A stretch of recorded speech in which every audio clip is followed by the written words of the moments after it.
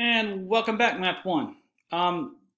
Today, or this video, is going to be about solving quadratic equations yet again. We've covered the factoring method so far. And, well, we had the square root property, we had factoring. Well, today I'm going to show you a method that solves them all. As long as you get them in standard form first, this thing works really great. So I'm going to get right to it, okay? And here we are. Now, what you're looking at here is for your notes. If you're taking notes, you should pause this video and write this stuff down as we go, okay? I'm going to explain it to you, but I don't think I'll be doing it in time that you can write it all down. Or you can always come back and watch this video over and over again, whatever you want to do. But, you know, in the case that we get back to school soon, we'll need something to, you know, come back to. So look, anyway, so 7.7 continues about additional methods for solving this quadratic equation, okay?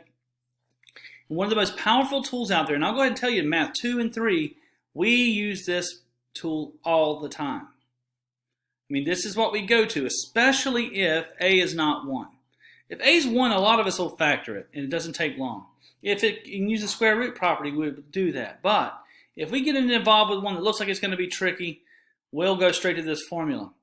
Now I'm going to show you how to use this formula, and it can be a little tricky for beginners, okay? So first of all, you've got to be in the form A, B, and C equals 0. Standard form is a must. Otherwise, these values in here are changing, and they are not the same thing, all right? So without further ado, let's start working on this one right here, okay? So the very first thing you've got to do is identify your A, B, and C. In this case, my A is 2, B is 7, and C is 3. So I'm going to go ahead and just plug that into my formula. And I think you're going to like this because it really works out pretty nice. So we're going to say that X is equal to, and we'll, oops, sorry about that. We'll put this in like this. So we're going to have negative B. On the plus or minus part, I know that's a little confusing at first. I'll show you how it works here at the end. I'm just going to get through one of these with you. And I'll put it there, even though you really can't put that in a calculator or anything like that.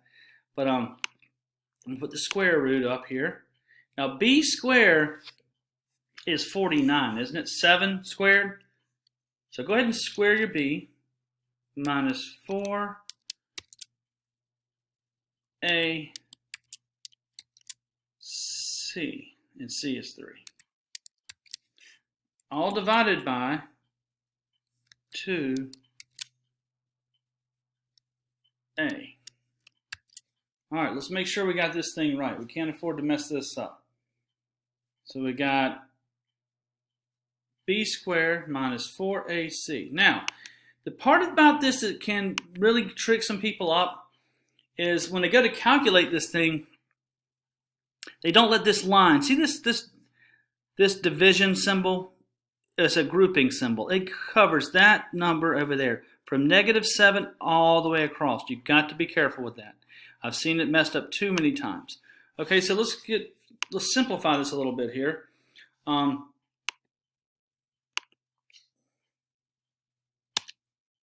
if we're going to simplify this, we're going to get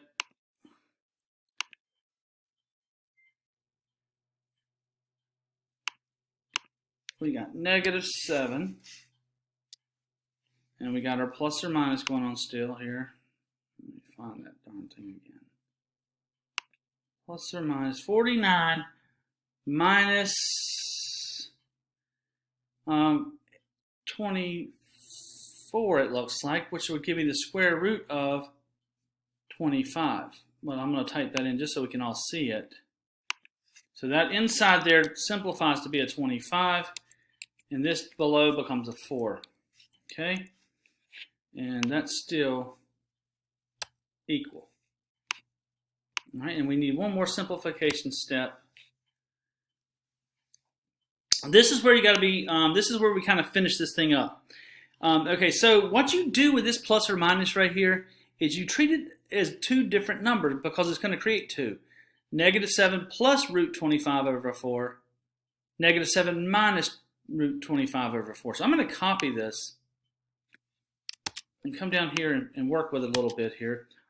So this guy, really take out your plus or minus, you have a positive version. You can say we have another one right here that's a negative version, because that's what your plus or minus is. Don't get confused by that. All right, now, if we wanted to simplify this even more, we know the square root of 25 is actually 5. And that holds true for both of these things, okay?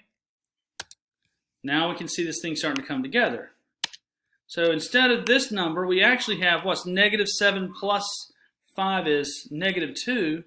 So this is actually equal to what? Negative 1/2. And just so I don't have to type another template in, what's this one going to give me? Negative 12/4, which is negative 3. And there's the solutions to that equation. Okay. Now, if you're thinking maybe there's a better way to do that where you don't have to do so much calculation by hand, you'd probably be right. I'm going to show you now a method where you can enter this directly into your calculator and how to do it carefully. Okay, so I'm going to pull up my app that you guys hopefully have downloaded by now, if you don't have a calculator already. This is the guy you want right here. Okay, so what I would do, if I was going to put this in my calculator, one big keystroke is this. And I've showed students in the past this. They've had some pretty terrible skills, and they could pull this off. So you want to activate that template, okay? Take that template. It's going to help you a lot. Now, you can enter this just like it looks. And I feel like we need to zoom in somehow. I don't know if y'all can see that. Well, let me put my glasses on. So negative 7. You cannot put a plus or minus in this thing, so don't even try that. And you know what I might have just messed up? Well, I have a tendency to use my computer keys, and I really shouldn't be doing that. Because the minus button, you need your negative here. So you need negative 7, and I'm going to put plus. Now we can't do plus or minus, we're going to have to do a plus then a minus. And we're going to go get our square root. And I'm going to type this in just like it looks. And suppose I didn't know 7 squared was 49. I'm just going to put it in just like that. Minus 4 A C. And here I go trying to use this thing again. Oh, it's a hard habit to break. Over 2 A. Okay? We'll hit enter. There's your negative 1/2 right there. Now, instead of retyping that whole thing, a smart thing to do is come up here, select it, and hit enter again. Now, repaste it down there for you. Now all you got to do is go back inside and change this other thing to a minus. Because you have another version just like it, and you change this one sign to a minus sign. And there we go. Oh, did it come out of there? Get back in there. There you go. Hit enter again. There's your negative 3. Of course, this could have been solved by factoring, but there's one way to do it right there. Okay? All right. Now, I think I've got time for one more. And I'm going to go ahead and clear this out. We'll open another template in a second here. We'll do this one straight up with the calculator.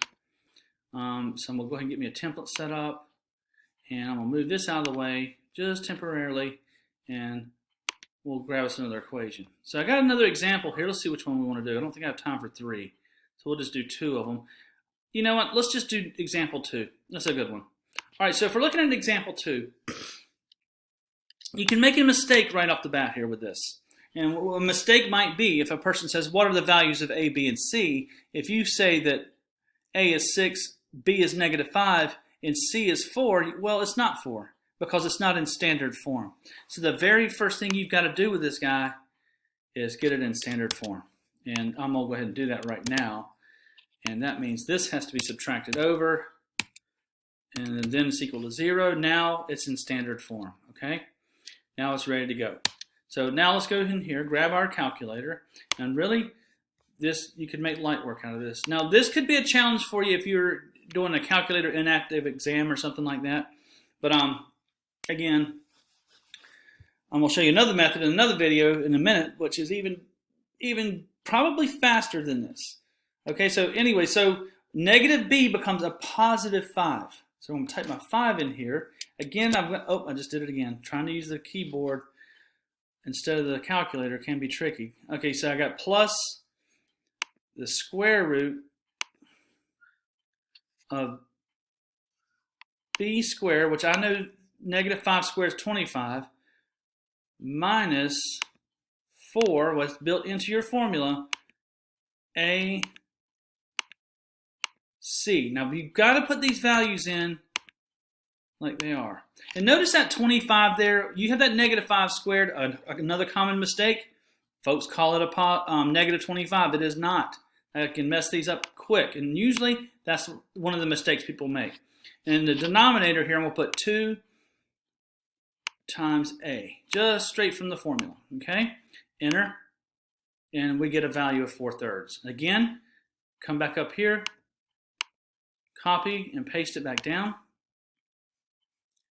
And we'll go inside here and do some work. All right, so I'm going to hop up top there.